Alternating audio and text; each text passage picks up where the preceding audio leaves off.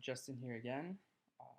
So as you all know, this week's text covered both, and the actual texts covered both housing situations and, more importantly and more clearly, the schooling situations going on through America. And so the first point and quotes that I wanted to bring up was visual text on Netflix. And it kind of opened with the young man speaking about how like his position and how he got there and how he doesn't want to be there. And he talked about how his brother and how he quote unquote he ended up dying with a part-time job at Taco Bell. I don't want to be like that. And so his whole point was he was there. He realizes the oppression and the segregation against him, and that the odds are against him, but and had misfortune to his family, and he doesn't want to be there. And so this video is followed up by another one of the more important quotes: is that millions of kids will go through public school education system and leave without an education.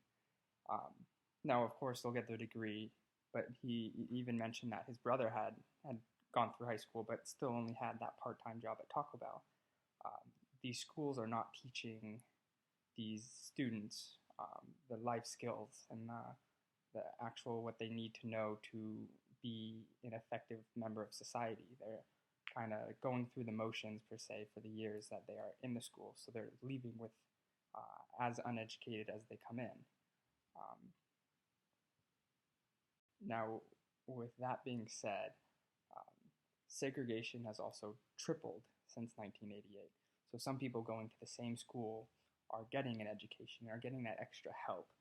For instance, me personally, I went to private schools my whole life, and my high school made huge points, went through strides and boundaries just to get me a specific college counselor to make sure I was on the right track to do this and that.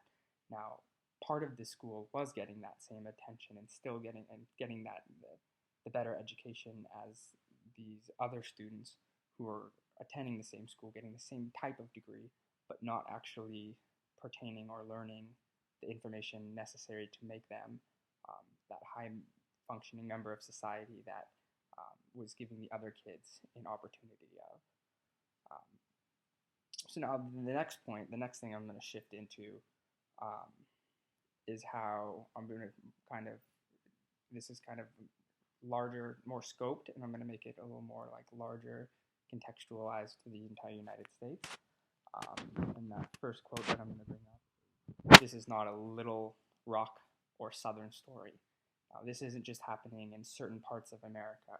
This isn't just like one of those things that I should hear about and think, well, hey, this isn't something that's happening in my neighborhood. Why should I have to think about this? There's nothing I can do about this. This is somewhere else. And the interesting part about the Teach Us All video is that it has a whole section of video that talks about California in particular, which is where I am born and where Santa Clara is located, of course. And so one of the quotes that it brings up and highlights is that only 4 to 5% of Black and Latino students in California go to high achieving schools. Now that number is an unbelievably small number, and I don't have the number for, let's say, like white students or students with more like less, I don't know, but I don't have that number. But only 4 to 5% is extremely low, and a lot of these students are hit with, as the video describes it, the triple segregation, both their race, their income, and their language. Now, when you're hit with the triple, even any type of segregation, it's hard to overcome and make like a lot of the situation. Double segregation hard, and of course triple segregation the hardest. There's not a lot you can do to break the cycle, and there's not a lot being done to help them break the cycle. It's kind of people are putting in the backseat. They're not paying attention. They're not going out there and trying to help. And those that are realizing that a lot of what where like this triple segregation that a lot of people are looking negatively on can be looked at as positive. Like they have way more life experience and they've had to work a lot harder than a lot of other people who are being rewarded for next to nothing.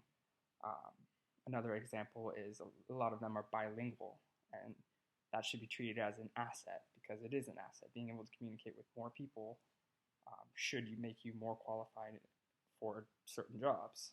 Um, but instead, they are still being um, oppressed and segregated, or oppressed and um, yeah, oppressed on in a very negative way. Um, so basically, how to, as the Teach Us All video kind of um, brings together as a whole, is that without this education, there is going to be no change. And it's up to us to go out and vote. It's up to us to go out and raise awareness. It's up to us to go make that difference where it needs to be made and where it counts. Thank you for listening, and I will see you guys next week.